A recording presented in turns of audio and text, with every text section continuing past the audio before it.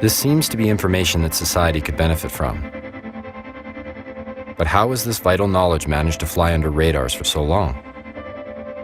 Why are these issues not making their way to the forefront of concern in our news? So a lot of people make the mistake of thinking that the news stations are going to cover things in the order of importance. But in reality, they cover them in the order of ratings. So if Justin Bieber's going to get the best ratings, they're going to go first. Congresswoman, let me interrupt you just for a moment. We've got some breaking news out of Miami. Stand by, if you will. Right now in Miami, Justin Bieber has been arrested on a number of charges. You got to sell whatever it is that wants to advertise on your show. And if your show is getting shitty ratings, they're going to replace you with a chick with big tits.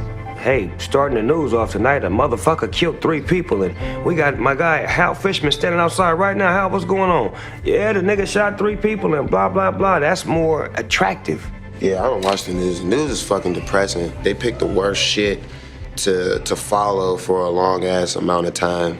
You think they give a fuck if Barack Obama was born in Kenya? They do if it's a good story, because it means that 2 million people are going to tune in instead of 600,000. And then you get people come out and say, well, what about nuclear bombs? That's a good point. We'll be back after this. They're going to be able to sell advertisement for X amount of money instead of W. That kind of shit happens every day, all day. It's just a matter of which one do they want to put the most attention on. They're skydiving cats. I believe I can fly. I can reassure all cat lovers that the cats have not been skydiving for real. In all that froth, I think serious debate around key policy issues often gets lost. That's the problem with current affairs. You forget about what's important. You allow the agenda to be decided by superficial information. Everybody cares about the advertisers. They care a tremendous amount. If you're going to do a story that affects the advertisers, you will get a call from management. Now, it doesn't mean you can't do this story, although there is heavy pressure to shift priorities within the story. It's fucking ridiculous. Putting makeup on and pretending they're not reading off a script that's corporate approved. They have a very specific set of parameters that they're supposed to fall into. It's okay, you can admit it if you've bought an item or 2 or 10 for yourself. Well, it's okay, you can admit it if you have bought an item or 2 or maybe 10 for yourself. It's okay, you can admit it if you bought an item or 2 or 10 for yourself.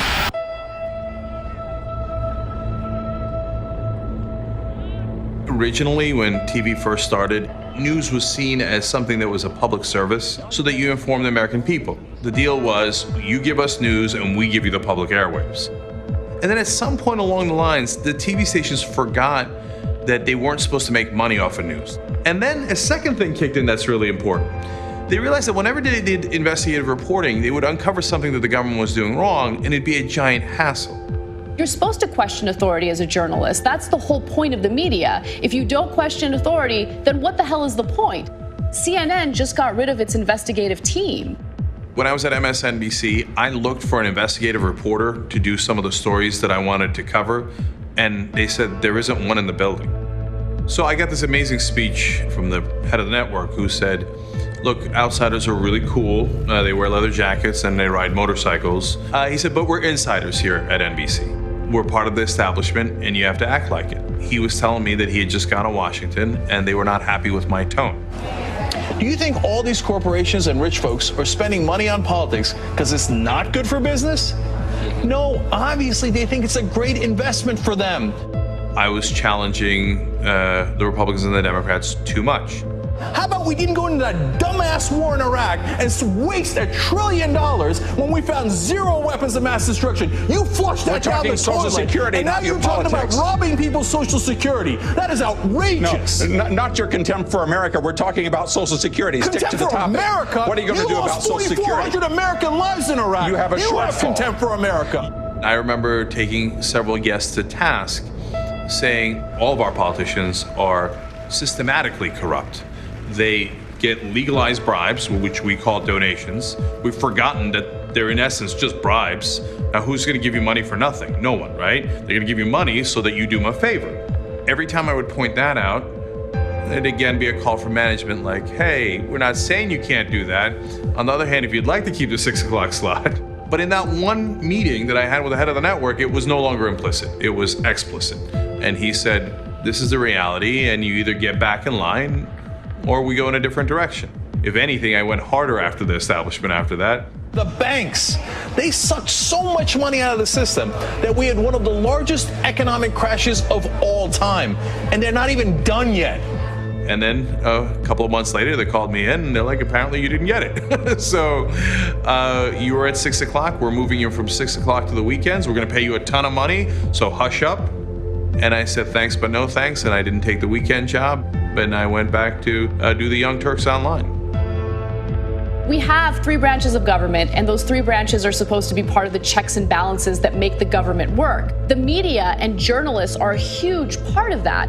I mean, you think Americans are complacent now? They'll be even more complacent if they're not given the information they need to be politically active.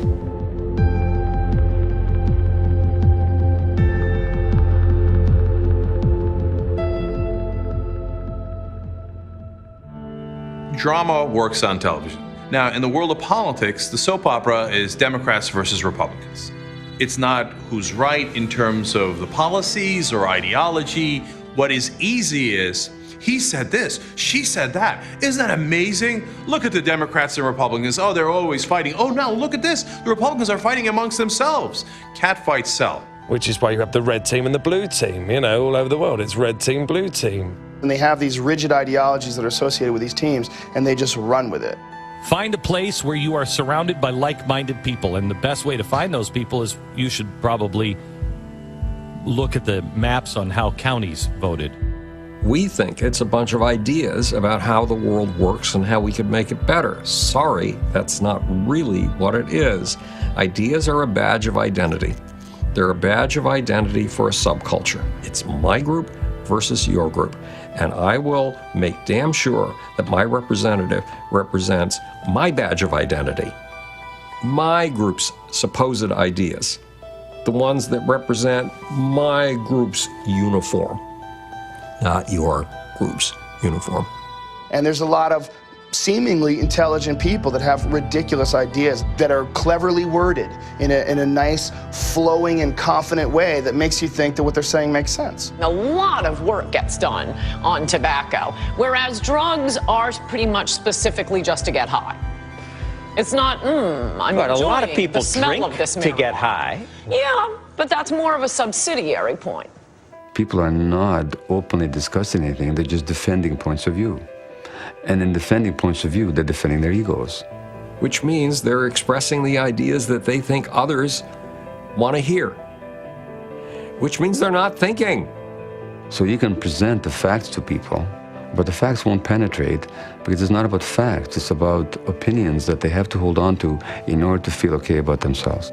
Potheads that I knew at that time, when they said, hey, bro, hey, bro, what's that? What's going on? Every one of them are brain dead. It's fact. Everyone that I know in my long history of life, everyone that was a pot smoker, their brains are defunctated.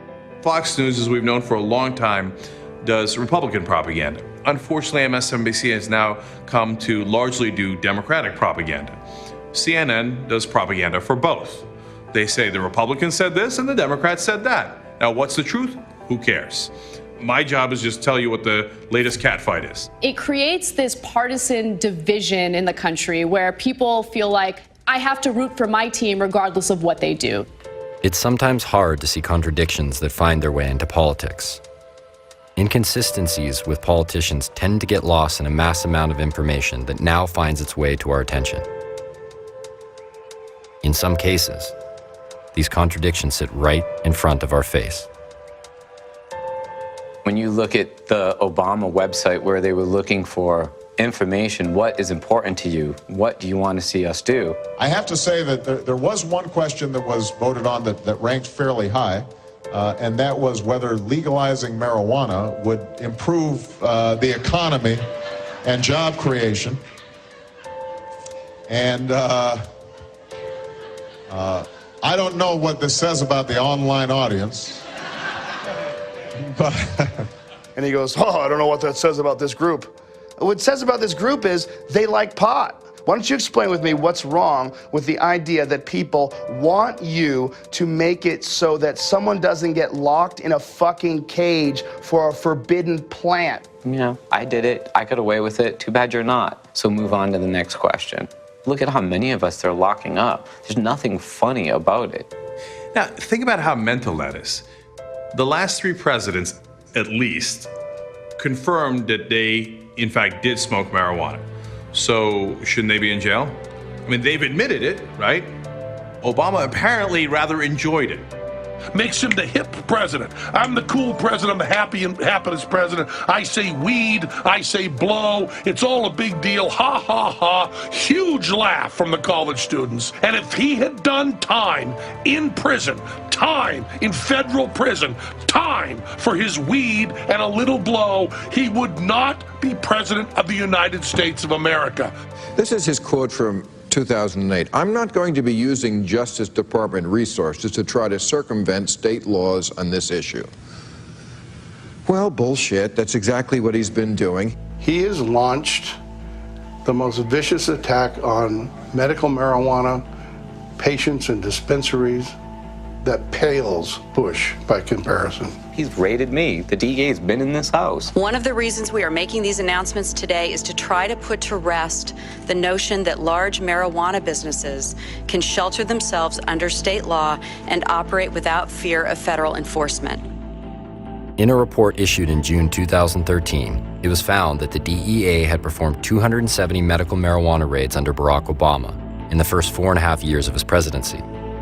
This was more than all 12 years combined before he took office. The Obama administration outspent the Bush administration by $100 million in about half the time. People get freaked out when you say that. Well, Obama is hope and change, and how can you? He's a Democrat. He's a good guy. You can't say that about Obama. He had a choice. He could have done as his campaign promised and said, hey, you know what? We're not going to do the dispensary raids anymore. If you have made medicinal marijuana in your state legal, we're going to respect that. That's what he said during the campaign. I would not have the Justice Department prosecuting medical marijuana. It's not a good use of those. But when he goes to act, what did he do? He put the most right-winger that they had in the DEA, who was left over from the Bush years, as the head of the DEA. Now, why would you do that? You could have picked anybody, but you picked the biggest right-winger in the department. Why? And this is what people can't understand about Obama. He's a politician just like the rest of them. So he thinks, if I can curry a little bit of favor by putting this right-winger in, well, I will seem so moderate, and that will increase my chance of winning in 2012 by maybe 0.5%. President George W. Bush, who pretty much has acknowledged, while he was young and irresponsible and a playboy, used cocaine. And then when he was governor of Texas, signed legislation mandating anyone that uses cocaine must go to jail a minimum of 180 days. That's beyond hypocrisy. When asked about drugs, he said, I don't want to answer the marijuana question. You know why? I don't want young kids doing what I did.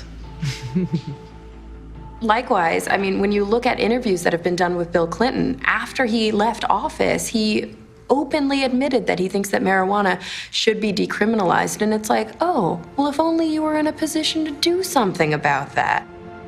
I wouldn't pretend that I know what pulls a president's strings, but I do know there's a stark contrast between the way every president behaves before they get in office and then once they get into office. The general public should hold our politicians accountable for saying one thing when they're not in power and doing another when they come into power. There's a sort of rhetorical trick they quite often use to say, oh, this was something I did in the past, it's something I regret, I wouldn't advise anyone else to do it, so they somehow distance themselves from their own person. And the public puts up with that hypocrisy. They get it when you point it out to them, but I don't know why they put up with it. So it may be that President X or President Y has smoked cannabis at some point in their lives or used other illegal drugs. But when they get to the top, they are going to oppress others for using illegal drugs. That's an idea that never would have crossed the mind of any of our founding fathers. If anyone had stood up at a constitutional convention and said, hey, let's ban alcohol, that idea wouldn't have gotten very far. And it wouldn't have gotten very far, not because they were a bunch of drunks, but because the idea that the federal government had that degree of power over a sovereign individual was anathema to what they were trying to create in forming a new country.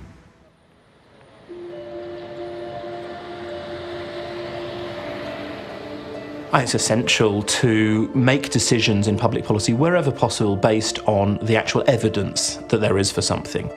How else are you going to make policy? You're going to base it on some sort of faith? or a wish that something will happen just because you want to. What are you going to do? Stand and sort of scream in a spot until you get your way like a small child? And that's effectively what some of our politicians seem to be doing. For 6 months, I worked as a policy advisor at the highest levels of the British civil service, working to advise those senior people on issues of drugs and crime. And the aim of that was to get an academic in there to help give them some evidence that they could base their policies on. But I found that was actually quite a difficult job to do.